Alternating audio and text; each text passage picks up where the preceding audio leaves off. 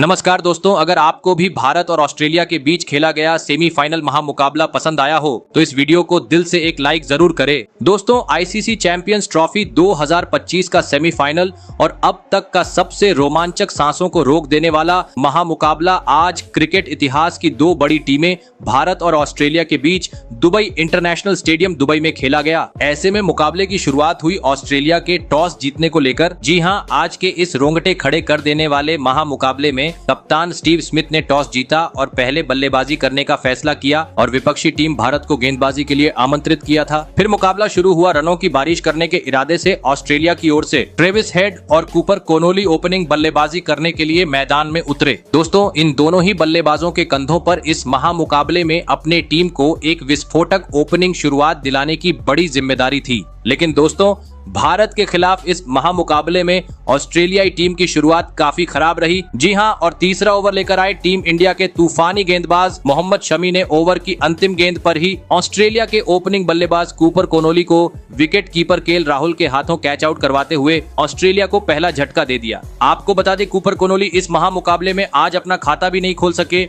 ऐसे में जल्दी ही पहला झटका लग जाने के बाद अब ऑस्ट्रेलिया की ओर से मैदान में उतरे कप्तान स्टीव स्मिथ और आते ही उन्होंने दूसरी छोर पर खड़े ट्रेविस हेड का बेहतरीन तरीके से साथ निभाते हुए टीम का स्कोरबोर्ड आगे बढ़ना शुरू कर दिया। दोस्तों, भले ही ऑस्ट्रेलियाई टीम को कूपर कोनोली के रूप में बड़ा झटका लग चुका था, लेकिन इसका असर मैदान में मौजूद स्टीव स्मिथ और विस्फोटक बल्लेबाज ट्रेविस हेड पर बिल्कुल नहीं देखने को मिल रहा था। जी हां, क्योंकि पावर प्ले होने के चलते दोनों ही बल्लेबाज अपने हाथ खोलते हुए तेज तर्रार शॉट मैदान के चारों ओर जड़ रहे थे। खास करके ट्रेविस हेड, जो आज एक बार फिर भारतीय टीम के लिए सरदर्द बने हुए थे, क्योंकि अपना आक्रामक अंदाज दिखाते हुए वह हर गेंद को सीमा रेखा के पार पहुंचा रहे थे, जिस कारण टीम इंडिया की परेशानी बढ़ती जा रही थी। लेकिन दोस्तों, तभी मैच का 9वां ओवर लेकर आई टीम इंडिया के जादुई स्पिनर गेंदबाज वरुण चक्रवर्ती ने कमाल कर डाला और ओवर की दूसरी ही गेंद पर भारतीय टीम के लिए खतरा साबित हो रहे ट्रेविस हेड को बाउंड्री पर शुभमन गिल के हाथों कैच आउट करवाते हुए ऑस्ट्रेलिया को इस मुकाबले का सबसे बड़ा झटका दे दिया। आपको बता दें, ट्रेविस हेड 39 रन की पारी खेल आउट हुए।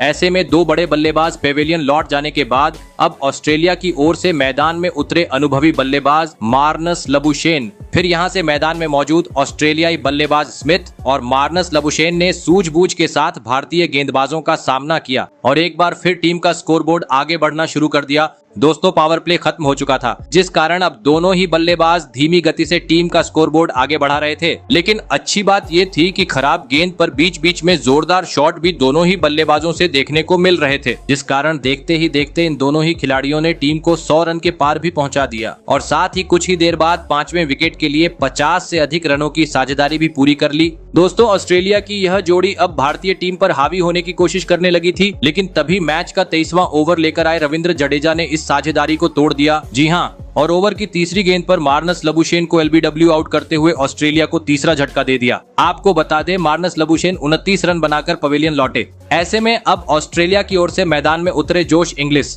लेकिन दोस्तों, रविंद्र जडेजा की घूमती हुई गेंद के सामने जोश इंग्लिश आज ज्यादा वक्त तक क्रीज पर नहीं टिक पाए और 2 ओवर बाद ही विराट कोहली को एक आसान सा कैच थमाकर पवेलियन चलते बने। आपको बता दें, जोश इंग्लिश आज मात्र 11 ही रन बना सके। ऐसे में लगातार 2 बड़े झटके लग जाने के बाद अब ऑस्ट्रेलिया की ओर से मैदान में उतरे एलेक्स कैरी। दोस्तों, भले ही ऑस्ट्रेलिया के एक छोर से 4 बड़े बल्लेबाज पेविलियन लौट चुके थे, लेकिन दूसरी छोर पर खड़े कप्तान स्टीव स्मिथ ने अपनी बेहतरीन बल्लेबाजी जारी रखी और कुछ ही देर बाद इस सेमीफाइनल मुकाबले में अपना धमाकेदार 50 जड़ दिया। वहीं दूसरी छोर से नए बल्लेबाज एलेक्स कैरी ने भी आते ही भारतीय गेंदबाजों के खिलाफ अपने हाथ खोलने शुरू कर दिए थे, जिस कारण अब हर ओवर से दोनों ही बल्लेबाज कभी छक्का तो कभी चौका जड़ते हुए 10 से 12 रन बटोर रहे थे और इसी के चलते देखते ही देखते ऑस्ट्रेलिया की इस जोड़ी ने भी 50 से अधिक रनों की साझेदारी बना डाली। दोस्तों, काफी तेज गति से स्मिथ और एलेक्स कैरी अब ऑस्ट्रेलियाई टीम के स्कोर को आगे ले जा रहे थे, लेकिन तभी गेंदबाजी पर आए मोहम्मद शमी ने कमाल कर डाला और अपने शतक की ओर बढ़ रहे स्टीव स्मिथ को सीधा क्लीन बोल्ड करते हुए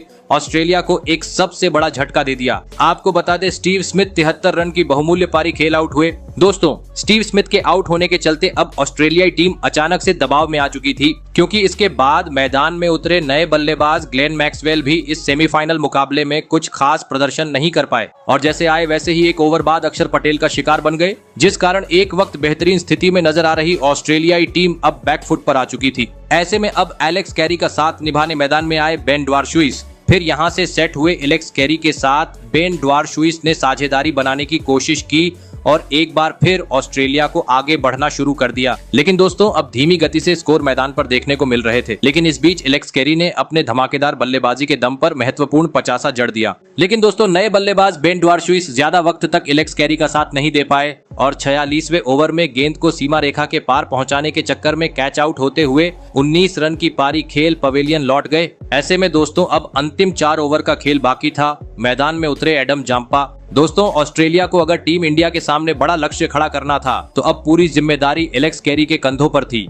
लेकिन दोस्तों मैच के 47वें ओवर में एलेक्स कैरी भी अपना धैर्य खो बैठे और 2 रन चुराने के चक्कर में रन आउट होते हुए 61 रन की पारी खेल पवेलियन लौट गए। वहीं इसके बाद बचे हुए अंतिम 2 विकेट भी ऑस्ट्रेलियाई टीम ने जल्दी ही गवा दिए, जिस कारण ये महामुकाबला जीतने के लिए ऑस्ट्रेलिया भारतीय टीम के सामने 265 रनों का ही लक्ष्य खड़ा करने में सफल हो पाई। ऐसे में दोस्तों इसके बाद ऑस्ट्रेलिया से मिले 265 रनों के लक्ष्य का पीछा करने भारत की ओर से कप्तान रोहित शर्मा और शुभमन गिल बल्लेबाजी करने के लिए मैदान में उतरे। दोस्तों ऑस्ट्रेलिया ने दिया हुआ लक्ष्य बड़ा था, ऐसे में दोनों ही बल्लेबाजों पर विस्फोटक अंदाज में शुरुआत दिलाने की बड़ी जिम्मेदारी थी। लेकिन दोस्तों लक्ष्य का पीछा करते हुए इस महामुकाबले में भारतीय टीम की शुरुआत काफी खराब रही। जी हां, और चौथे ओवर की अंतिम गेंद पर ही गेंदबाजी करने आए ऑस्ट्रेलियाई तूफानी गेंदबाज बेन ड्वार्शुइस ने ओपनिंग बल्लेबाज शुभमन गिल को सीधा क्लीन बोल्ड करते हुए भारतीय टीम को पहला झटका दे दिया। आपको बता दें इस सेमीफाइनल में शुभमन गिल मात्र 8 रन बनाकर आउट हुए। वही दोस्तों शुभमन गिल के आउट होने के बाद दूसरी छोर पर खड़े टीम इंडिया के कप्तान रोहित शर्मा भी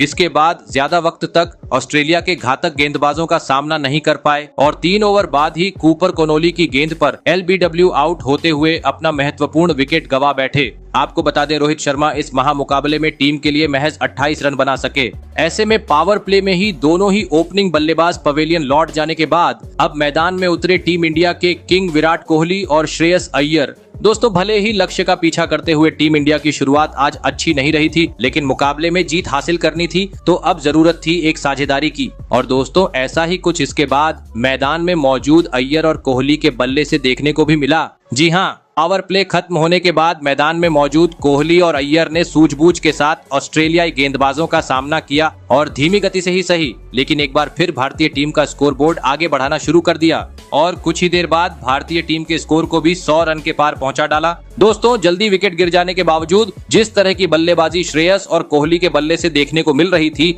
वह लाजवाब थी, क्योंकि ऑस्ट्रेलियाई कप्तान स्मिथ समय समय पर गेंदबाजी में बदलाव कर रहे थे, लेकिन इसका असर कोहली और अय्यर के बल्लेबाजी पर बिल्कुल नहीं देखने को मिल रहा था। काफी आसानी से दोनों ही बल्लेबाज स्ट्राइक रोटेट कर रहे थे, जिस कारण जल्दी ही एक बार फिर किंग विराट कोहली ने लक्ष्य का पीछा करते हुए इस महामुकाबले में अपना धमाकेदार 50 जड़ दिया। दोस्तों टीम इंडिया की यह जोड़ी काफी बेहतरीन तरीके से आगे बढ़ती जा रही थी, लेकिन तभी मैच का 27वां ओवर लेकर आए एडम जम्पा ने इस साझेदारी को तोड़ दिया और ओवर की तीसरी गेंद पर श्रेयस अय्यर को सीधा क्लीन बोल्ड करते हुए 45 रनों पर पवेलियन का रास्ता दिखा दिया। ऐसे में अब कोहली का साथ निभाने मैदान में उतरे अक्षर पटेल और आते ही उन्होंने आक्रामक अंदाज में अपने पारी की शुरुआत करते हुए ऑस्ट्रेलियाई गेंदबाजों पर दबाव बनाना शुरू कर दिया। लेकिन दोस्तों अक्षर पटेल अच्छी शुरुआत के बावजूद ज्यादा वक्त कोहली का साथ नहीं निभा पाए और 35वें ओवर में नाथन एलिस की गेंद पर क्लीन बोल्ड होते हुए कोहली का साथ छोड़ गए। बता दूं अक्षर पटेल 27 रन बनाकर आउट हुए। फिर मैदान में आए अनुभवी बल्लेबाज KL राहुल और आते ही उन्होंने T20 अंदाज में गेंद को सीमा रेखा के पार पहुंचाना शुरू कर दिया। वहीं दूसरी छोर से अब विराट कोहली भी अपने शतक की ओर बढ़ रहे थे, लेकिन तभी 43वें ओवर में बहुमूल्य पारी खेल रहे विराट कोहली गलती कर बैठे और छक्का लगाने के चक्कर में बाउंड्री पर कैच आउट होते हुए 84 रन की पारी खेल पवेलियन लौट गए, जिस कारण मुकाबला अब रोमांचक मोड़ पर पहुंच गया। अंतिम 30 गेंद पर भारतीय टीम को जीत के लिए 36 रनों की जरूरत थी। मैदान में मौजूद थे विस्फोटक बल्लेबाज हार्दिक पांड्या और KL राहुल, जहां पर अंतिम 5 ओवर में मैदान में मौजूद हार्दिक पांड्या ने आतंक मचा दिया और छक्कों की बरसात करते हुए इस सेमीफाइनल मुकाबले में 4 विकेट से भारतीय टीम को एक ऐतिहासिक जीत दिला दी। तो दोस्तों आपको कैसी लगी हमारी ये वीडियो कमेंट करके जरूर बताइएगा। धन्यवाद।